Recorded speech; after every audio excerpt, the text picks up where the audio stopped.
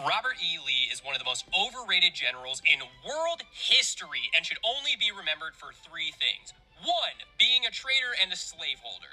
Two, being an absolute loser. He got dog-walked by Ulysses S. Grant at every opportunity. And three, having the highest casualty rate of any U.S. general, I guess you'd call him a U.S. general, in U.S. history. Well, okay, so I got tagged in that previous video quite a lot here, my friends, and I know a lot of people are probably wondering, Stack, do you agree with the statement? And I will say, I tentatively agree with some of it.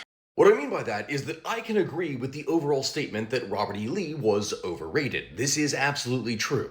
However, crapping on him like what was done in the previous video is also not accurate, because just because something is overrated doesn't mean that it's bad. No, he was still a good general, he just wasn't as great as what people imagine him to be.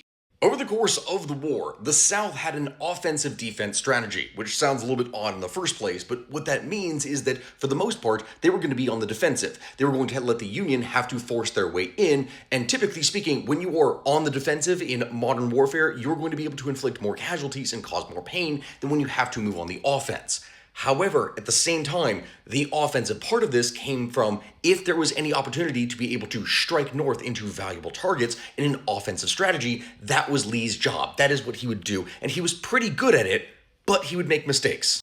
Like, the note about casualties is true, but this is also not necessarily as fair of a statement, because again, he was in charge largely of making those big offensive moves, and simultaneously, the South had significantly less forces. So even though the Union would take more casualties, yes, as a percentage, the South was going to actually take significantly more damage, especially as time went on and supplies got even lighter and worse. The reality is, my friends, Lee was a complicated figure. Yeah, he was a pretty good general, but he was not a god of war. That is a myth that would essentially arise later from the antebellum period and would proceed all the way to the modern day.